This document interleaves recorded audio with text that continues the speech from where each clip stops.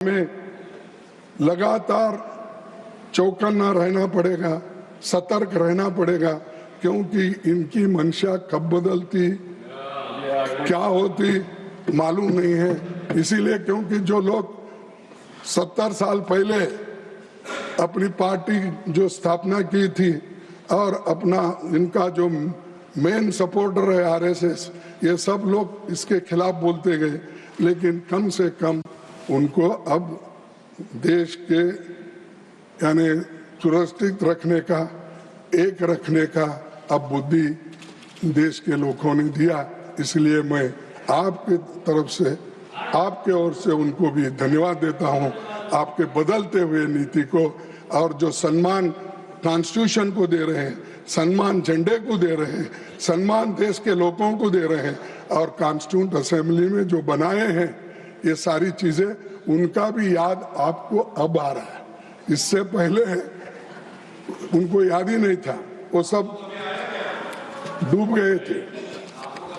Sir, मैं जब बहुत से शक्तिशाली देशों ने यूनिवर्सल अडल्ट फ्रेंचाइज नहीं था, महिलाओं को वोट का हक नहीं था, तब भारत में महिलाओं के समेत सभी को यूनिवर्सल अडल्ट फ्रेंचाइज का अधिकार अगर किसने दिया, वो कांग्रेस ने दिया, संविधान में दिया। और ये संविधान अडल्ट फ्रेंचाइज, सर आपको तो मालूम है कि कितने देशों के, आप भी कॉन्स्टिट्यूशन पढ़े होंगे, बहुत से महिलाओं को, या ऑस्ट्रेलिया हो, अमेरिका हो, यूके हो, फ्रांस, वहां पर डेमोक्रेसी की बहुत बातें करते थे, लेकिन डेमोक्रेसी के साथ, संविधान के साथ उनको वोटिंग का पावर नहीं मिला था।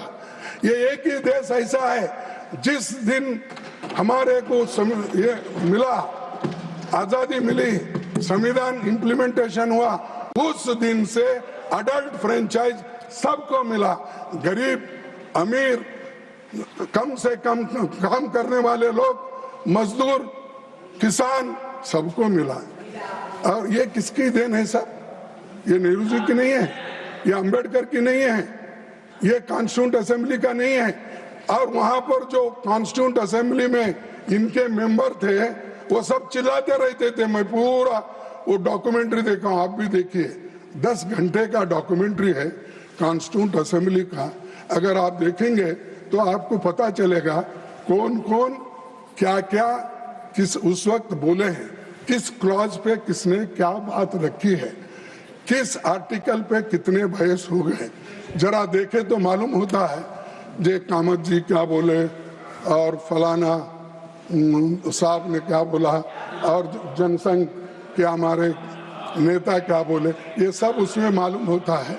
तो इसीलिए आप जरा वो देख लीजिए, उनको दिखाइए, तो बहुत बड़ा, वो भी राज्यसभा की देन है, क्योंकि वो डॉक्यूमेंट उन्होंने ही बनाया। और उसके बाद वो भी देखिए कि पंडित जवाहरलाल नेहरू जी का डिस्कवरी ऑफ इंडिया, वो भी एक 40 घंटे का है। तो वो भी एक बार देखे तो आपको मालूम होता है दुनिया में पहले कैसी थी, हिंदुस्तान कैसा था, बाद में हम किस ढंग से इतने सिविलाइज्ड होकर काम कर रहे हैं, और क्या वो सामाजिक समानता थी, ये सारी चीजें उसमें आप देखेंगे। ऑर्गेनाइजर में 51-52 के चुनावों के दौरान यूनिवर्सल अडल्ट फ्रेंचाइज के खिलाफ लिखा गया। ये तो सही है ना? अच्छा, पंडित नेहरू ये बोले साहब, उन्होंने कहा अडल्ट फ्रेंचाइज के बारे में 51-52 को उन्होंने बोला, ये कहा, Pandit Nehru would live to confess the failure of universal adult franchise in India. Shall I read? Pandit Nehru would live to confess the failure of universal adult franchise in India.